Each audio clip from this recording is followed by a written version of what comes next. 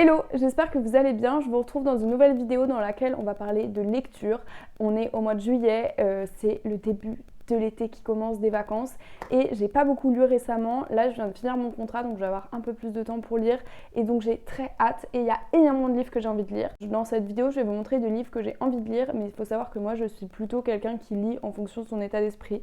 Je fais très rarement des piles à lire par saison ou par mois, parce que je ne les respecte jamais. Donc là je vais vous parler de livres que j'ai très envie de lire aujourd'hui, mais potentiellement dans 2 jours j'aurais plus envie de les lire, donc voilà, c'est ma liste à envie de l'été, mais je sais pas si vous allez entendre parler de tous ces livres prochainement. On va commencer par les livres que j'ai absolument envie de lire, et là j'ai pas trop le choix parce que je les ai commandés, donc ça c'est vraiment la saga qu'il faut absolument que je lise cette année, c'est L'Amie prodigieuse d'Elena Ferrante. J'ai donc commandé les 4 tomes sur Vinted, et en fait je pars quelques jours en Italie cet été, et je me suis dit j'ai très envie de lire L'Amie prodigieuse. Je pars en Italie, ça se passe en Italie. Je les ai pris donc sur Vinted, je crois que je les ai payés 10 €, ce qui est très raisonnable. Et surtout, j'ai décidé de commander les 4 tomes d'un coup, en ne sachant pas si j'allais aimer. Bon, je pense que je vais aimer parce que, vu les personnes qui l'ont lu et qui l'ont aimé, dont ma maman, je pense qu'il n'y a pas de risque. Le prochain livre que j'ai extrêmement envie de lire cet été, c'est Corniche Kennedy de Maëlys de Kerangal. C'est un livre qui se passe à la Corniche Kennedy à Marseille, et ça se passe en plein été avec une bande d'adolescents. Donc c'est vraiment la lecture parfaite pour l'été. Après, j'avoue que j'ai très envie de le lire à Marseille pour être vraiment plongée dans l'ambiance. Je trouve ça trop chouette de lire un livre à l'endroit où on est. Est-ce que je vais réussir à me prévoir un petit aller-retour à Marseille? Je ne suis pas sûre, mais en tout cas j'ai très envie de le lire. Le prochain livre que j'ai très envie de lire, c'est Ce que je sais de toi de Éric Chacour. J'avoue que là je suis en train de regarder le résumé pour pas vous dire de bêtises, mais j'en ai entendu parler beaucoup pendant la rentrée littéraire, mais je savais pas de quoi ça parlait, et là ma tante l'a lu et elle me l'a laissé, et donc j'ai très envie de le lire. Mais est-ce que je peux vous dire de quoi ça parle sans spoiler? En gros, c'est Tarek qui habite dans le Caire dans les années 80, qui doit épouser Mira, son amour de jeunesse, sauf qu'en fait il va faire la rencontre d'un homme qui s'appelle Ali, et cette rencontre va changer sa vie. Ça a l'air génial, j'ai très envie de le lire, et étant donné qu'on en a parlé récemment avec ma tante, j'ai envie de le lire maintenant, donc je pense que ce sera une de mes prochaines lectures. On m'a offert à Noël Bonjour Tristesse dans cette magnifique édition chez Julliard que j'ai déjà lu il y a 4 ou 5 ans et que j'ai très envie de relire. Bonjour Tristesse, c'est un classique de Françoise Sagan qui se lit très facilement, qui se passe en été, c'est une histoire d'amour, et vraiment j'ai le souvenir de moi qui le lis sur la plage, donc j'ai extrêmement envie de le relire, j'aimerais bien le relire cette année. Ensuite, j'ai très envie de lire Les Rougon-Macquart. Est-ce que je lirai cet été? Je ne sais pas, mais en tout cas ça me donne très envie. J'ai entendu parler de La Curée sur le compte de Gervaise que je suis sur TikTok et que j'adore, et ça donnait très envie. Et ensuite je me suis rendu compte que c'était le tome 2 ou le tome 3 de la série des Rougon-Macquart, et je me suis dit ma mère a la série des Rougon-Macquart, donc pourquoi pas commencer. Donc peut-être que je lirai La Fortune des Rougon et donc La Curée cette année. En tout cas je pense que si je le lis pas cet été, je le lirai sûrement à la rentrée, parce que ça me donne vraiment très envie, et je trouve ça chouette parce qu'en ce moment j'ai l'impression qu'il y a plein de gens qui se lancent dans la lecture des Rougon-Macquart. C'est Anaëlle aussi je crois qui a commencé à les lire, et donc ça me donne trop envie de m'y mettre aussi, et je trouve ça chouette quand les réseaux sociaux permettent de remettre un peu en avant les classiques et de créer un mouvement par exemple autour de la relecture des Rougon ou de la lecture, parce que moi je les ai jamais lus, donc je trouve ça trop chouette et ça me donne très envie. En parlant de classiques, j'avais très envie de lire George Sand, mais je sais pas par quoi commencer. J'ai ce livre dans ma bibliothèque qui s'appelle Oser relire 25 extraits pour voir l'idéal à travers le réel, et qui sont des textes de George Sand, et donc je me dis que ça peut être une bonne façon de commencer. Et dans mon dernier travail, je bossais pour les éditions Belin, et il me reste quelques livres, dont La Reine Coax de George Sand, qui est un texte que je connais pas non plus, et je me dis que c'est un texte qui est adapté au 6e, donc je me dis potentiellement peut-être que je peux commencer par ça, et si j'aime bien la plume de George Sand, lire ceux qui sont plus connus et qui sont peut-être plus difficiles entre guillemets. Mais en tout cas j'ai bien envie de commencer à lire George Sand cet été, donc d'ailleurs si vous avez des textes que vous aimez beaucoup de George Sand, n'hésitez pas à me dire. Je crois que en général on conseille beaucoup de commencer par Pauline, si je dis pas de bêtises, mais en tout cas j'ai bien envie de me lancer dans George Sand. Un peu dans la lignée des classiques, je viens de lire Les Mémoires de 2 jeunes mariés de Balzac, et ça se passe dans les années 1830 et quelques, donc ça se passe dans la cour des rois, etc.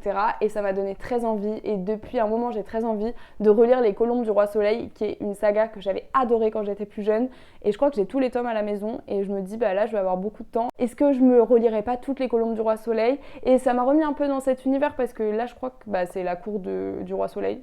J'étais oui je crois que c'est un roi, bah oui ça s'appelle Les Colombes du Roi Soleil. J'ai le souvenir que ce soit pas des lectures très faciles, mais là quand je vois la maquette, bah voilà, enfin c'est du jeunesse, donc normalement ça devrait aller. En termes de relecture, j'ai aussi très envie de relire les essais que j'ai lus l'année dernière. Je trouve ça trop intéressant de relire des essais parce qu'il y a tellement de choses à comprendre dans un essai que je trouve difficile d'avoir toutes les informations à la première lecture. Et il y a des essais que je trouve très intéressants et dont j'ai envie de garder les arguments et les faits pour pouvoir les utiliser.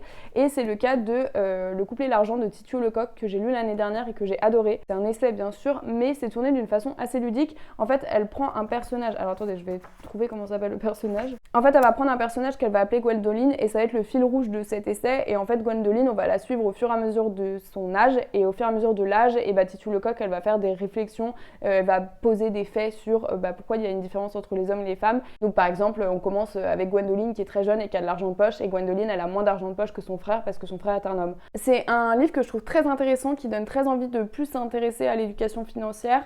Après, c'est quand même un livre qui parle des inégalités hommes-femmes, donc je trouve que c'est quand même un livre qui est sur certains aspects assez hétérocentré. Donc je sais pas si ça conviendrait à tout le monde. En tout cas, j'avais adoré et j'ai très envie de le relire. J'ai envie de lire Olivier Norek et je voulais lire Entre deux mondes parce que j'adore Olivier Norek et tout le monde parle de Entre deux mondes en ce moment et je l'ai pas encore lu, donc j'ai envie de le lire.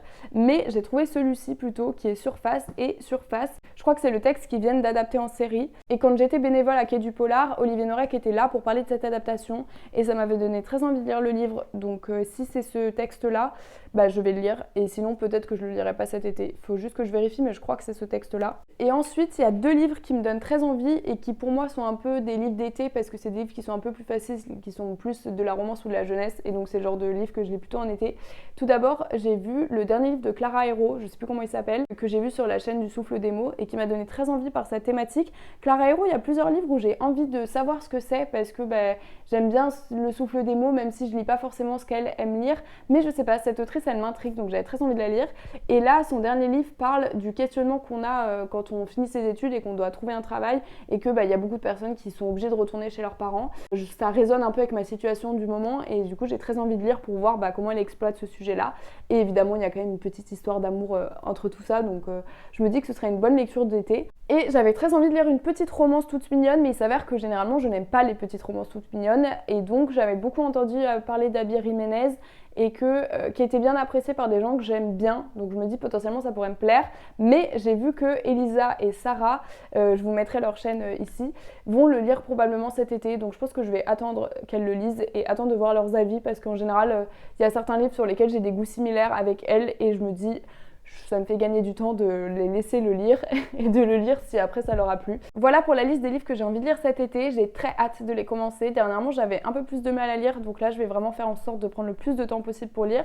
Et d'ailleurs, je pense que je vais vous faire un peu de contenu sur ce sujet-là parce que je trouve que parfois, c'est difficile de prendre du temps pour faire autre chose que de scroller sur nos téléphones. Et j'avoue qu'en ce moment, j'ai eu un peu de mal avec ça, donc je me dis que ce serait intéressant de faire un peu du contenu là-dessus. Surtout que je vais avoir beaucoup de temps pour lire et donc il est hors de question que je le gaspille en faisant des choses qui n'ont aucun intérêt comme scroller. N'hésitez pas à me dire quels sont les livres que vous avez envie de lire cet été et on se retrouve la semaine prochaine pour une nouvelle vidéo.